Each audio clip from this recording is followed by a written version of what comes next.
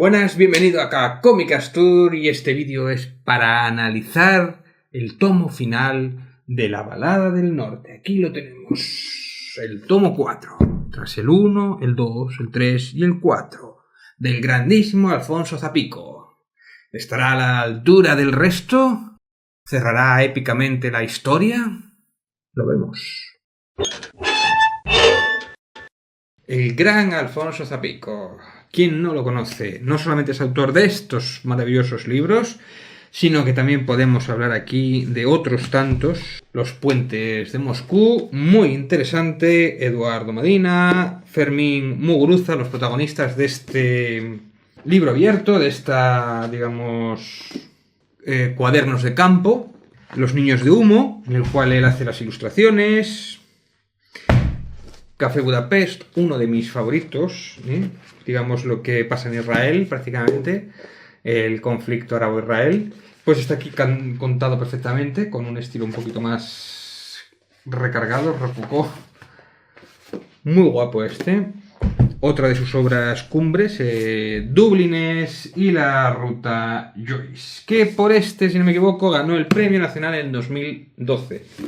Es el Dublinés, la historia de James Joyce, una especie de una biografía de James Joyce, y esto es un making of de cómo hizo toda la documentación. Es tan interesante uno como el otro, sobre todo si quieres visitar Dublín o si quieres visitar aquella zona, pues esto es o partes de ciudades de Europa donde está relacionado James Joyce, el escritor de Ulises, de esa obra magna, pues muy interesante tanto una como otro.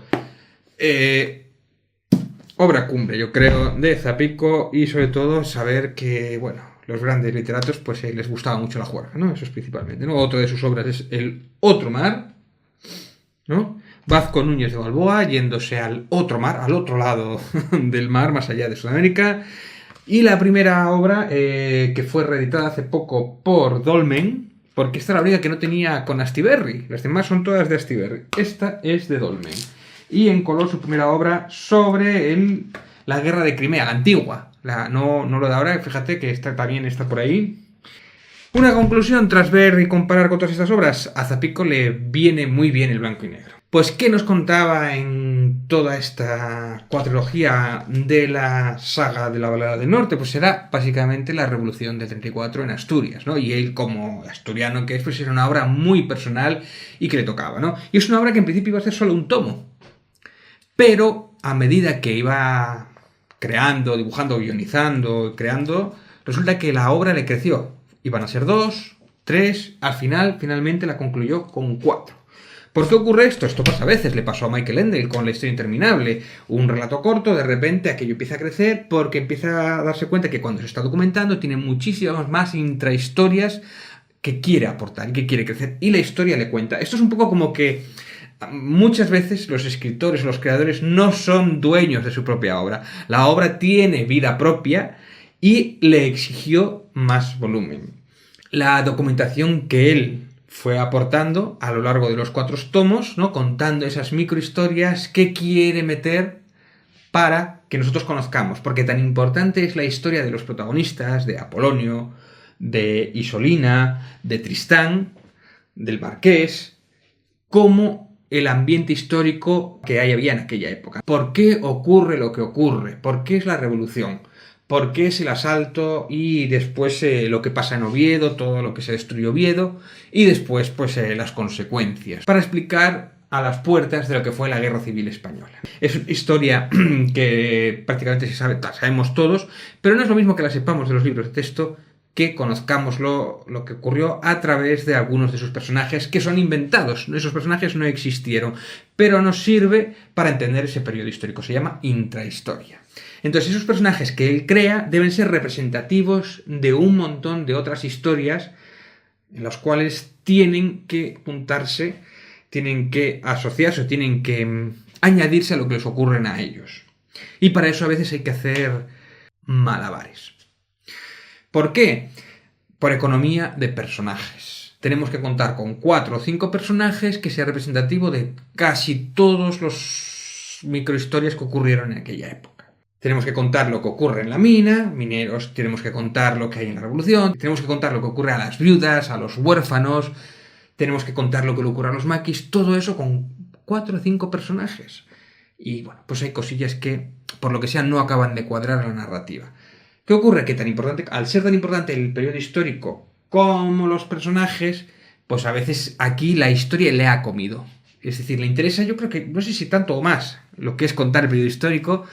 Yo creo que lo decía en algún momento, tanto para que se lo conocieran sus compañeros franceses, porque él vive en Angoulême, como incluso los propios españoles o la juventud que sepa de dónde venimos o los porqués de la actualidad de hoy día, ¿no? Que nuestros abuelos vivieron esos inicios, nuestros abuelos o bisabuelos estaban allí en esa época y cómo era, ¿no?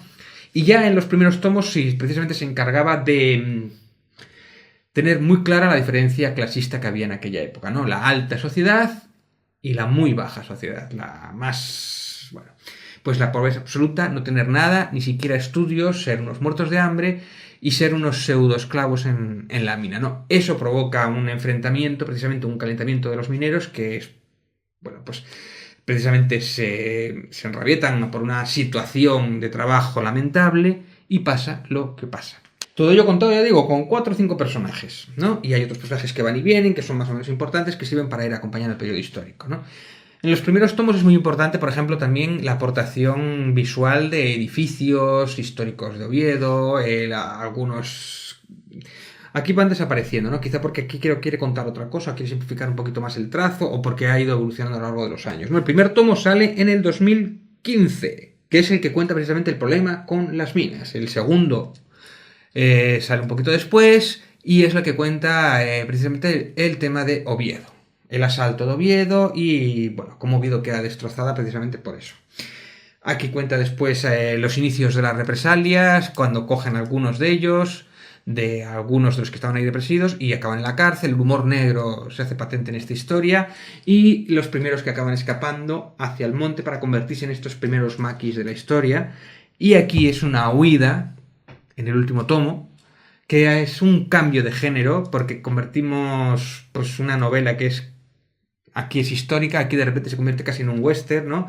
Típico libro, típica narrativa, típico historia de forajidos, con un final no muy esperanzador y como es una huida hacia adelante, hacia la muerte, ante la posibilidad de distanciarse de todos por ser, pues bueno, por ser juzgados o por ser como son.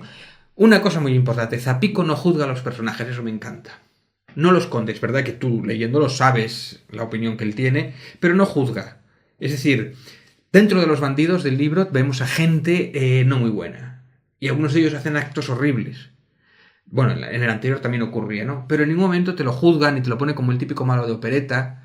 Incluso llegas a entender. Una cosa muy interesante es que entiendes a todos los personajes. Zapico tiene una facilidad increíble que con 2 frases, con 2 diálogos, ya te ha definido un personaje. Eso es súper difícil y él lo consigue con una facilidad. Yo creo que es su mayor habilidad, la definición de personajes. Por eso me da un poco de rabia que dedique casi 2 hojas a los nuevos personajes, que es la panda de bandidos, o el grupo de bandidos, que los defina con una especie de croquis, con su cara y lo que es. No era necesario, Zapico.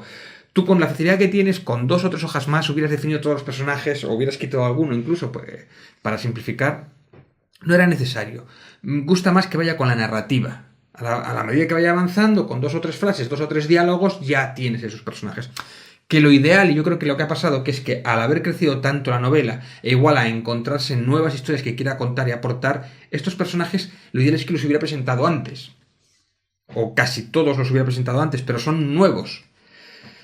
No sé exactamente por qué, pero así lo he hecho. Quizá porque bueno, pues que querría contar esta historia y lo decidió después. Pues quizá este es el único problema que tenga la novela, por echarle un pego, ¿no? Por ejemplo, tenemos el ejemplo de Adolf, ¿no? El anime del señor Osamu Tezuka, ¿no? Obra magna que nos cuenta la historia de 3 Adolf, uno de ellos Adolf Hitler. Y es un poco la misma idea. Pero aquí es más inteligente porque Adolf Hitler sí que es muy importante para contarnos la historia. Aquí no tenemos eso, podría haber sido uno de los personajes, pues también alguno de estos poderosos o algo así. Adolf es más redonda porque la historia acompaña a los personajes y no hay nada que sobre. Aquí no. Aquí hay muchas historias, intrahistorias, que tú si las quitas, a los personajes no cambiarían la situación de donde están ni su evolución de personajes. Quiere contarlas porque le interesa mucho la aportación histórica. Lo ideal es que fuera todo integrado, que todo que a la vez que avanza la historia, a la vez que hay personajes que te los cuentan, también influyeran en ellos, ¿no? Pero claro, al haber economía de personajes quizás no es redondo. Eso no es en absoluto fácil de hacer. Él no lo consigue del todo. ¿Es importante? No. No es importante, pero sí es verdad que no es redondo, ¿no? Esto de cuanto más cuentes en menos palabras y a la vez sea simple, no es fácil. Hay historias que te cuenta que son muy chulas, ¿no? Por ejemplo, la de un niño pequeño que se queda huérfano. Claro, necesita la representación de todos los niños que por culpa de los acontecimientos que ocurrieron antes, que están huérfanos. Pero aporta algo a la trama, más allá de otra historia que hay con un médico que acaba haciendo los servicios gratis por petición un poco violenta de la protagonista, pero que tampoco aporta nada, porque además el médico no era un personaje que iba a salir antes o que aportara algo más al final del cómic. Son pequeñas intrahistorias individuales, incluso de cosas que ocurren en otros sitios, porque quiere contarnos lo que ocurre históricamente, pero no acaba de ser todo lo redondo que todos los hechos le ocurran a alguno de los personajes, ¿no? Quizá con algún personaje más, ¿no? De hecho, tiene que hacer malabares, porque el tema de que con 4 personajes tiene que describir 2 clases sociales, ¿no? El tema de Isolina y el tema de Tristán, eso pues era muy difícil que ocurriera, ¿no? Que alguien de alta alcurnia se enamorara de alguien, pues, de hija de un minero, eso no ocurría. Es cierto, es ficción, tiene que ocurrir por economía de personajes y porque tiene que fluir la historia y porque quiere contarnos muchas historias dentro de la que es estos dos, ¿no? Porque son representativos. Bueno, pues hay que aceptarlo, no es grave, suele ocurrir tanto en la ficción como en la televisión como en las películas, pero ya a mí se me hace un poco difícil el hecho de que, y voy a hacer algún spoiler por si alguno quiere, si alguno no lo ha leído, pero a mí se me hace un poquito difícil que Tristán acabe siguiendo al padre, a Apolonio, simplemente por respeto, por amor. Hay una frase que lo dice en el momento, pero yo creo que no es suficiente para justificarlo, ¿no? ¿Por qué usted me sigue aquí si tienes a mi hija allí que te está esperando? Y aparte él tiene dinero, acaba de heredar, a él no le persiguen. ¿Por qué está ahí?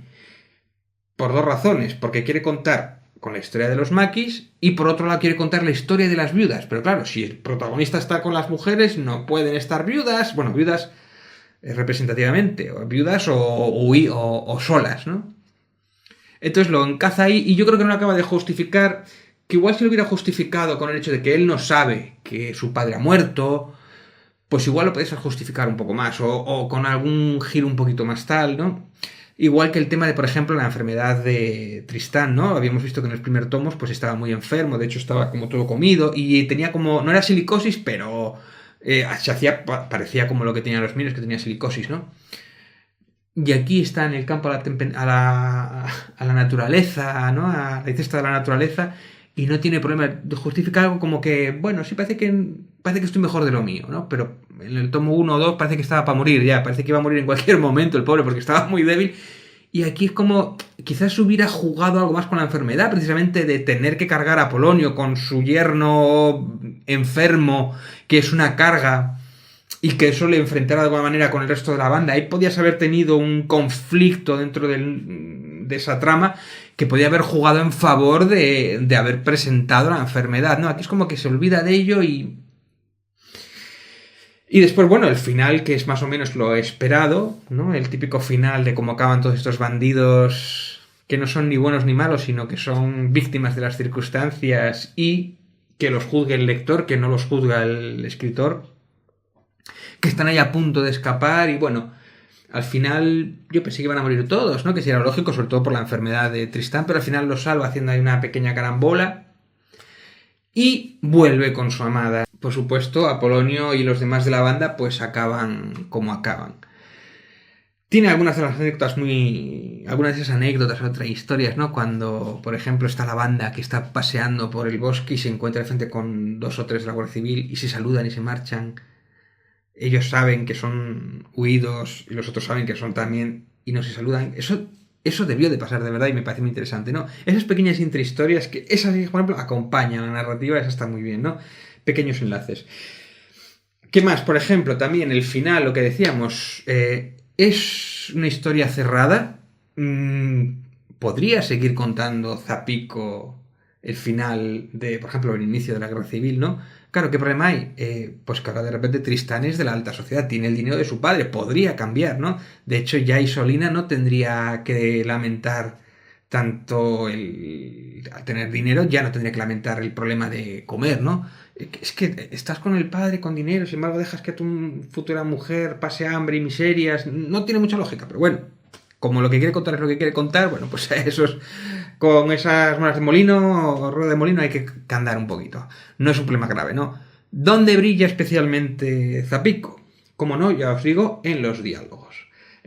Como decíamos antes, en definir un personaje con 2 o 3 diálogos, en el humor, en el conflicto, en la caricatura y en el sentido de humor tan particular que él tiene. Porque está contado como microhistorias que van enlazadas, no siempre unidas. Y en eso es donde él más brilla, ¿no? Y de hecho yo te os digo que es muy ameno. Puedes coger el primer tomo y leerlo de seguido al cuarto.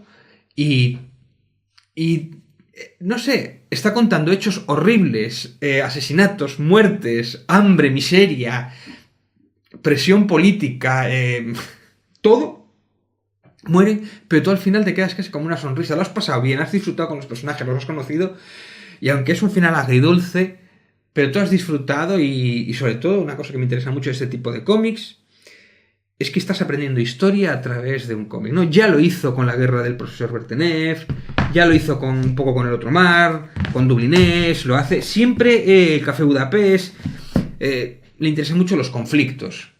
Y con ellos aprendes porque es historia, ¿no? Esa doble base, esa doble aprender, ¿no? De leer a la vez que estás aprendiendo historia y te estás divirtiendo, ¿no? Eso sobre todo para los chavales, pues yo creo que es un ejercicio muy interesante, ¿no? Que el cómic no sea solamente divertimento, sino que aporte algo más. Un asentamiento, una manera de hacer el conocimiento, de acceder a algo que igual de otra manera, pues hay mucha gente que pasaría del tema y sabiendo que esto le divierte, pues oye, conoce una situación y sabemos por qué somos ahora lo que somos, o la situación política que somos ahora, porque esto ocurrió en el 34. Lo dicho, el tomo 4, hombre, si tienes otros 3 no te vas a quedar sin esto, obviamente, ¿no? Y se convierte precisamente en el final de la historia, un cierre, una clausura que yo no sé si seguirá o más o no. No tiene pinta, igual sí, pero tiene también que hacer algunas cabriolas, ¿no? Para contarnos un poco lo mismo, el inicio de la guerra civil, en qué situación estaría Tristán, ahora que tiene dinero, e Isolina, cómo se solucionaría eso para contarnos la historia de los bandos y todo esto. Pues podría ser interesante, pero... o no, bueno, no lo sé. Pero es verdad que lo deja un poco abierto. El tomo 4, ya os digo, es como si fuera un western, como si fuera la típica historia de bandidos, de forajidos, que no acaba muy bien. Y ya os digo, es un cambio de registro, es un cambio de género incluso. Y es casi como un tomo aparte, que tiene pocos enlaces con todo lo de antes, ¿no? Y pues bueno, es interesante, un cierre muy chulo, muy interesante. Y nada, Zapico, pues un gusto y cuantos más mejor. Salió con 2 años casi de retraso, porque había sido papá. Así que nada, ya sabéis, esto es todo. Mi recomendación, absolutamente, suscribiros, compartir, queremos salir de pobres y a leer cómics.